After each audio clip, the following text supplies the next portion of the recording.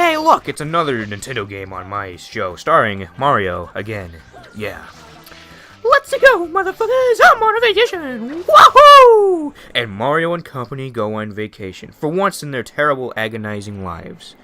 The problem is, something seems a little fishy as they land on Isle Delfino, a resort, and home for these dick-faced fucks.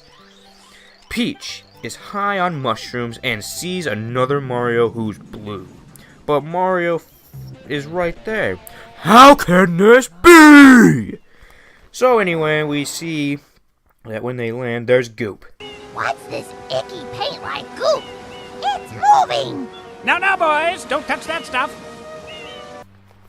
Oh, they have voice acting in this game. Huh? More on this later. This goop, as we see, seems obviously harmful and messy, so we must clean it up. How? I don't know. Well, with this conveniently placed water nozzle named Flood, who loves to say Mario a lot. Mario. He, whatever, likes the dick and rides Mario the whole game. It's a cleanup tool for the rest of the entire game, with some exceptions. Anyway, we clean up the goo, awaken the Jizz Beast, who is the most used mini-boss in this game, by the way. I mean, seriously, look at how many times you have to fight this thing. Good God, spoiler alert. You get a shine when you do this. I guess, whatever. What's the meaning of this? We'll find out later. Mario is arrested by the world's worst cops, and we get to see a trial go on. This judge is also the worst. Mario! Objection! Overruled! As the game, this game also pulls a Sonic Adventure 2, and it has a look-alike character causing havoc, making the main playable character get confused quite literally, and not the player, because we're not dumb fucks. But anyway, and quite literally, we have ourselves a game. The goopy shit covers Isle Delfino, and shine sprites are the main power and light source. Oh, that's what they're used for. Okay, whatever. By expert shine scholars. This must be some weird shit going on here. I mean, man. Anyway, they are a source of light, and thus Mario and Flood must spray, collect, repeat in every level, and there's 8 levels in this game, minus the secret levels and stuff. And you must spray, collect, repeat, spray, collect, repeat, spray, collect, repeat. Ah! Anyway, until you have enough shines to beat the game and make the people of Isle Delfino happy. Now, Peach isn't kidnapped at this point in time, It's kind of weird to have a Mario game where the Peach ain't captured. The Peach ain't captured. It's odd, to say the least. Oh, wait, never mind. She got captured by this blue motherfucker. Anyway, we see him run around the same block. You spray his ass, and yeah, that's it. And you freed her. Wow. I don't think she'll get captured at all a second time. Okay, anyway, we go into the first level of the game, which is Bianco Hills. Let me tell you, it's a very good first level. It's big, bright, and memorable to warrant exploration and to get the objective done.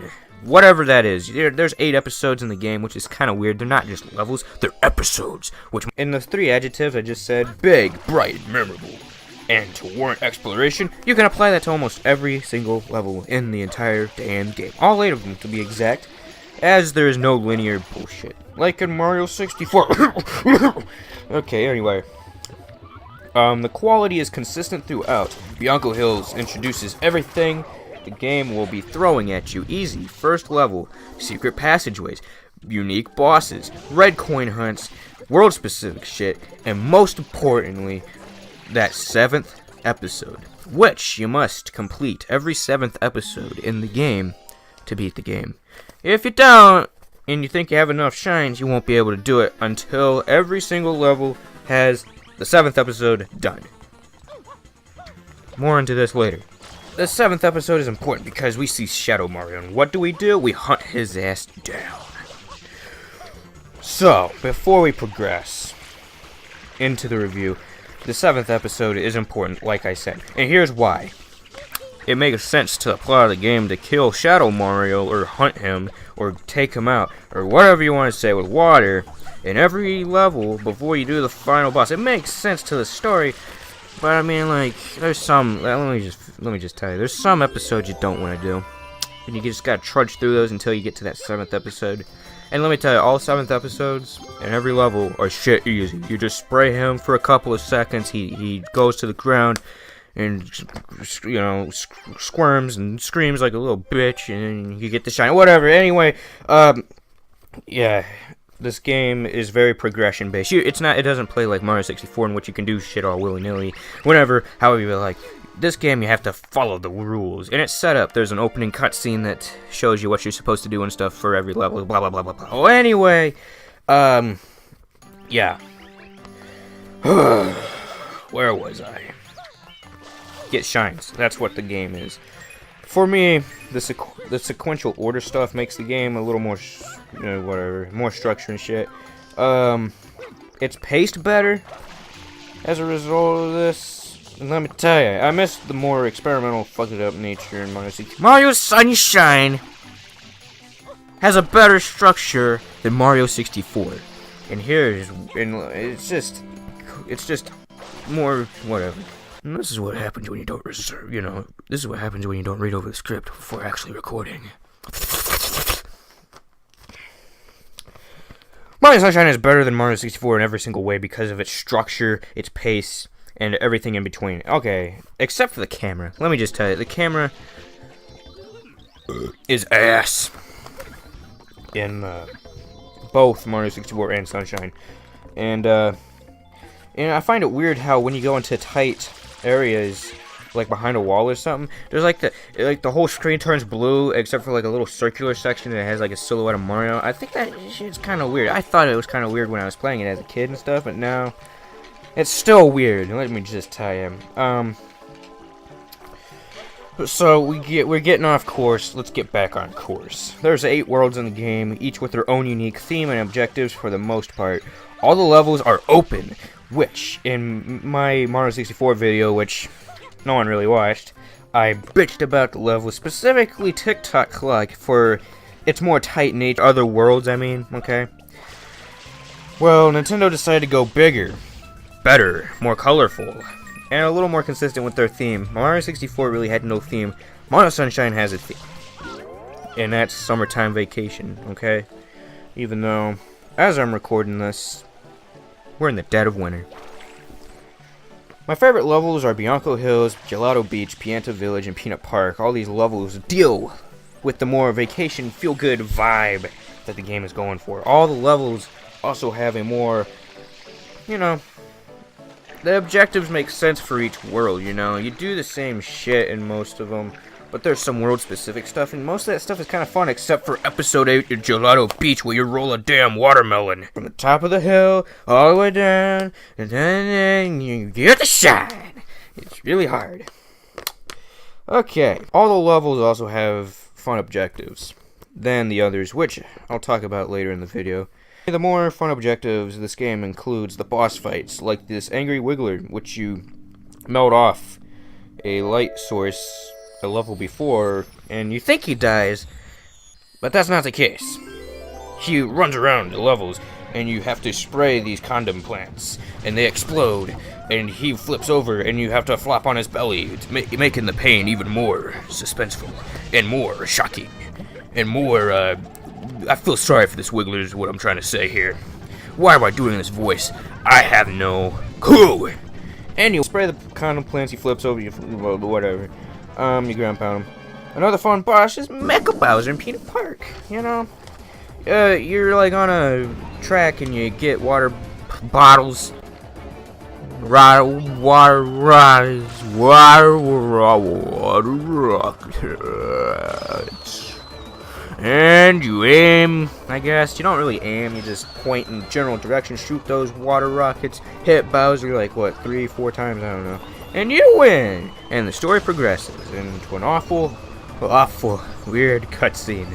Here it is!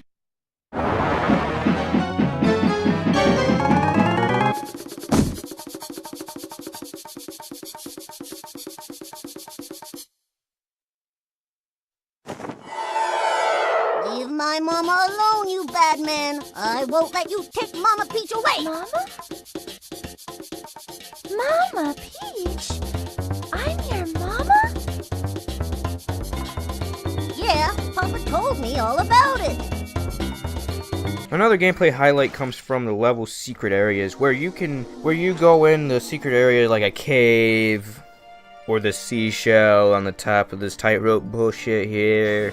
Drive the squid on and harbor some shit. Yeah. Anyway, the secret levels are cool because you get flood taken away from you by Shadow Mario, and you watch the cutscene every damn time. Blah blah. That's like the only negative I have to give for it. But you know, these secret levels really showcase the game's awesomeness because it tests your skills as a platforming god.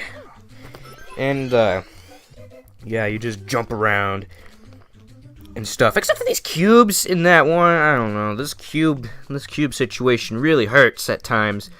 I hate cubes, maybe because I see what they're going for. GameCube cubes in the obstacle levels. Yippee! No, that didn't connect at all. I'm sorry.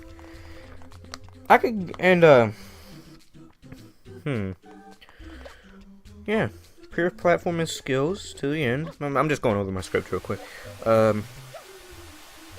Yeah, they're all fun except for the one where you get thrown by these Squidward ass brute man male. Huh? Am I supposed to act it? Okay.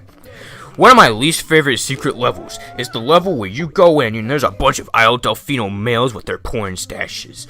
You have small, medium, and large Isle Delfino people, and what do? You just go up to Redboard and get chucked off the level, or chucked on this platform, and you do that until your hands sweat, until you cry like a bitch, and you have to do calculus just to make sure you land on the next platform, and it's annoying. Ah! But the levels in each world apostrophe, but some are common across the board, like Red Coin Hunts, Shadow Mario Gets, and fucking PNTismo the Second. I really need to learn how to, like, write sentences. There's common objectives, like Red Coin Hunts, they're fun at times, except for the one where you get thrown in the bottle. That's unique, but it's kind of boring. And this one in the coral reefs in Gelato Beach, that's also anyway. Shadow Mario, that's easy. And then you got motherfucking PNTismo the Second. He's a bastard. Yeah, he just raced him. He just raced this guy. He's a prick. It's like the Koopa racing sections, literally from Mario 64, except this guy's got a fucking attitude. I kind of just skipped through dialogue, so I can't really show you what he says to Mario, but all I know is he calls Mario a flap biscuit at one point. That's kind of weird. I can't show you because I go through the text too fast, but he called Mario a fucking flap biscuit. Then there are the levels I despise in the game. One of them is this fucking sandbird. All hail the mighty sandbird. Fuck this thing. Fuck it. You go inside the egg, there's a fucking sandbird, you get 8 coins, and then once you get you get 7 coins on the bird itself. And then the last coin is at the top of this little pillar in the center of the level, and you have to wait for the bird to go up away into the pillar thing until it's safe for you to jump off and get the last fucking red coin. It's just annoying. And then when he turns, you have to like make sure you position yourself on his neck like that, so you don't fall like that. And then you get the fucking shine that you need. Anyway, that's the sandbird for you. Whoa! And your momentum gets thrown off real quick because, I mean, it was a very progressive idea. I get it. But it should have never been implemented in the game. It should have been a cut level because physics in this game don't work at all to save the game life. You know, when you're Mario and you're on that bird, you're going with the bird. And sometimes the physics go crazy and you just fall off. It's an experience. Let me just tell you. I just can't do this. I hate the sandbird. Fuck the sandbird. Another terrible level is the hotel resort level on Serena Beach. The very first level has you kill the two-dimensional transparent pink flabby thing, and it's in the episode called the Manta Storm. And what do? You spray this piece of shit, and he multiplies and multiplies and multiplies and and he has goop that comes right out of him. Yeah, and they like to toss you around like a Caesar salad. The small ones do. It gets kind of feisty. The boat boss, also in Serena Beach, is so boring and dumb. I hate it. What you do is he spits fruit out for a chance of luck due to a slot machine thingy. You know, he does the slot machine and he spits fruit out, enemies out, and the red pepper that you just throw at him is boring and sometimes broken. It's just you throw peppers in his mouth and then you throw another piece of fruit at him, and you do that a couple more times agonizingly slow, and that's it. It's just dumb. You're just dumb. Corona Mountain is also a meh level and a mediocre boss fight in the end. More on this later. This boat section in Corona Mountain can fuck me upside down. Fuck it. Anyway, these are my least favorite levels, my least favorite parts. But wait, I didn't mention the dentist simulator in Noki Bay. Like, what the fuck? That's nasty, okay? I don't want to play dentist underwater. It was like I mean, the creature itself's kind of cute, I guess. So, let's go on with the graphics and sound, you know, the presentation bits of the game. My god, this game is good looking. It's 2019, this game came out in 2001. It's just amazing how this game looks. It's an old GameCube game. That's what I'm trying to say. It's an old GameCube game and it still looks pretty damn good. But no one really cares, except for me. All the character models look good, the water effects are still impressive to me. And this game has consistent 30 frames a second. The only thing I can say is that some of the texture work on the walls, like in Bianco Hills, look awful. Like, look at that in textures. Textures are not a strong suit in Mario Sunshine, but I mean the rest of the game looks fabulous, man. And you can see like things in the distance. It's pretty great. Oh, I miss summer already. It's just a good looking game. The sound is also rich. The soundtrack is more laid back, to further emphasize a summertime vacation-y vibe to the game. The game also has some good sound effects, but there's a flip side to this. The flip side is the voice acting. Oh my gosh. Oh my gosh. My god, is it cringy. Take a look, for instance, Bowser Jr.'s voice when he takes Peach away. Leave my mama alone, you bad man. I won't let you take Mama Peach. This is my magic brush. When I draw with this, all my wishes come true. It appears to be heading toward Corona Mountain.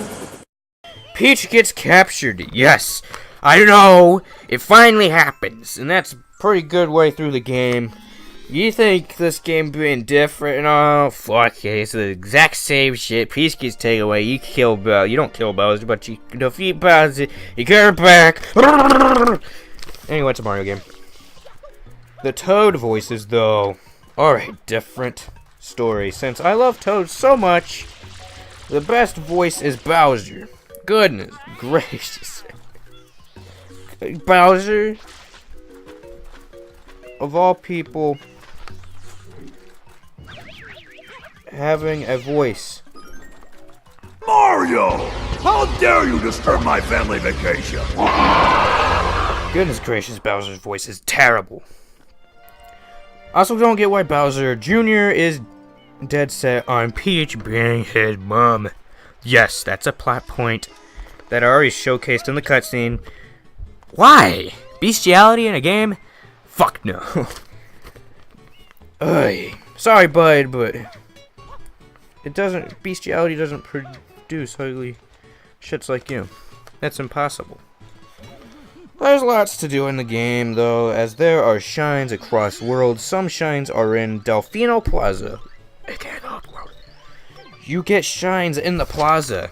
You get the shines in the hub world various ways, like spraying 2 bells across 2 bell towers, spraying this yellow bird, breaking crates twice on a time limit. Give this guy 1 coin, I thought it was 10, but you give this guy 1 coin and he tosses you into that building. Super stomp the top of this lighthouse, and the list goes on and on and on and on.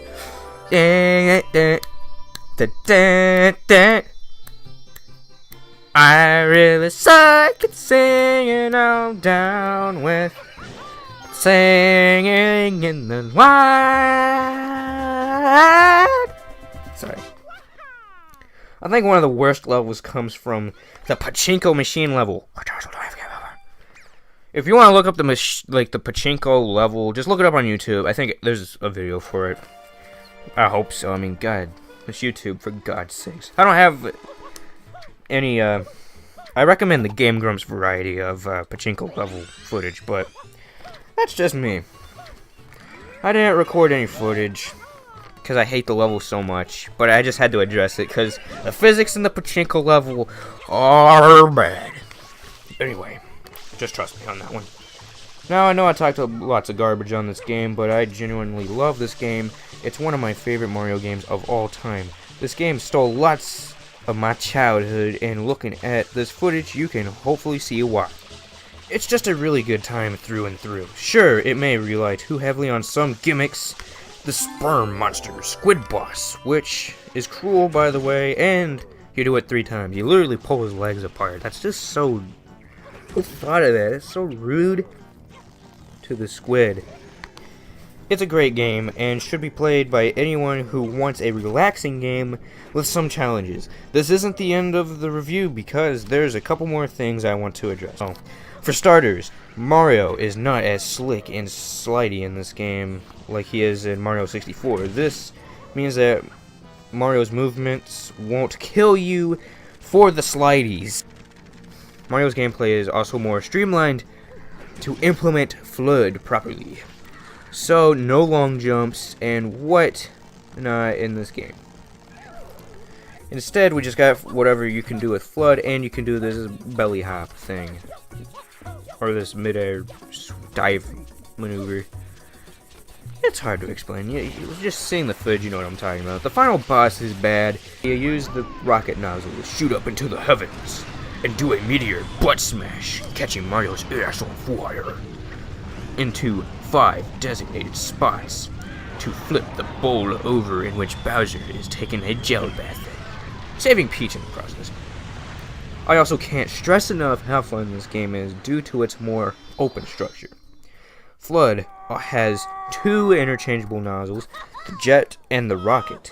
The jet has you go really fast and on water and on land, and it's cool.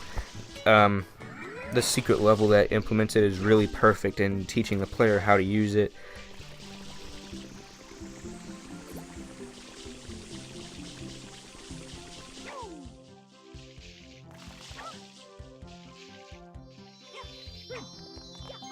And the rocket is pretty cool too. It lets you go really high in the sky, as showcased in the final boss level.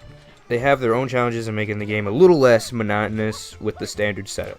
Lastly, it's good to see Mario and friends finally go on vacation.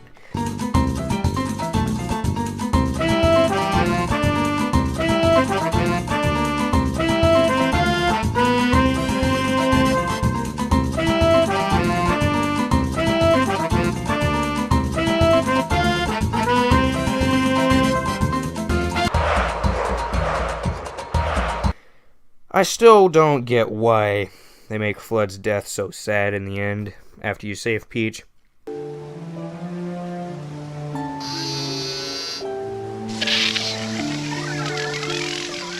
Mario, was I assist?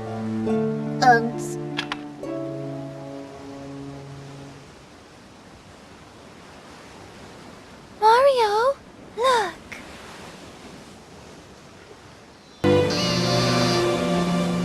The vacation starts now. And then they bring him back to life, which is kind of pointless plot point there. They should have never done that. You know, after the credits, you can just play the game as normal. But anyway, the credits rock, and I can now say this review is over with for real. This game does much more right, but like the camera and some missions can also make it meh in some areas. After that being said, play it, buy it, and or vice versa, and remember, have a good day. Thanks for watching. Goodbye. Junior, I've got something difficult to tell you about Princess Peach. I know, she's not really my mama. Someday, when I'm bigger,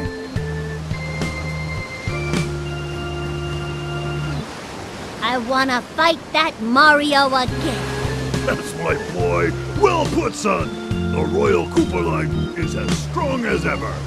But for now, let's just rest a while.